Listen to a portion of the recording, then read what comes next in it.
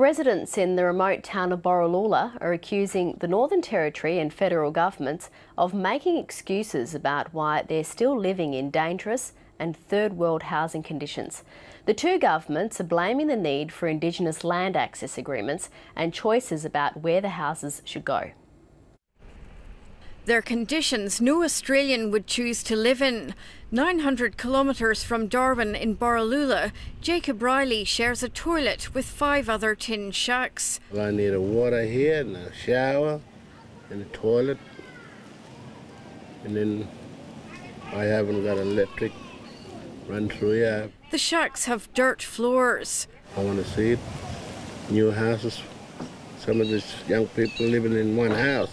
Other residents want overcrowded, unsafe houses replaced. And most of these houses all got asbestos, and that's really dangerous.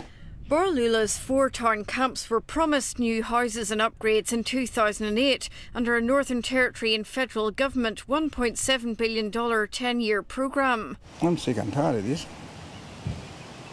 We're talking too much. Why don't we see action?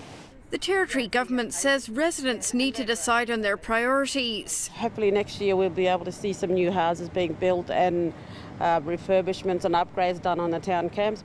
Many of Borroloola's town camp residents don't want the new houses to be built in this new subdivision. That's despite government concerns about the standard of sewage systems and the risks of flooding in some of the town camps. I want to make sure the community decides. The community is disputing the amount of money promised. It's always been 14.6 million and there hasn't been 55. We should have more than 15 houses in each camp, because 14 million not going to cover that.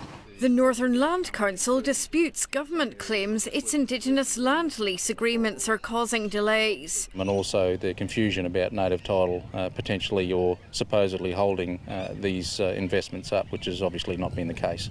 Like Borroloola, other towns including Elliott fear missing out because the federal funding finishes in 2018. We're negotiating with Scullion as well, and to make sure that we have future funding.